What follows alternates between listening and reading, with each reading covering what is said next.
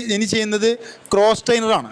ഈ ക്രോസ് ട്രെയിനറിൻ്റെ പ്രത്യേകത എന്താ വെച്ചാൽ നമ്മൾ ത്രെഡ്മിൽ ചെയ്യുമ്പോൾ അത് ലോവർ ബോഡി മാത്രമാണ് അതിൽ കൂടുതലായിട്ട് പിന്നെ ആക്റ്റീവ് ആകാം. പക്ഷേ ഇതിൽ ഫുൾ ബോഡിയാണ്.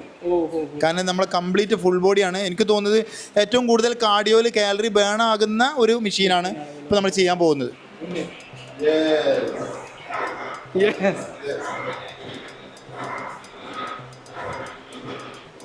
മുമ്പോട്ട് മുമ്പോട്ട് മുമ്പോട്ട് മുട്ട് വളയാൻ പാടില്ല അല്ലേ? മടമ്പ് അവിടെ ഫിക്സ് ആയി.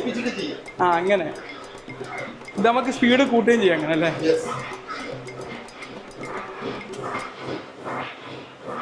ഇതിലിപ്പോൾ എല്ലാം വർക്കാവും അല്ലേ? Full body.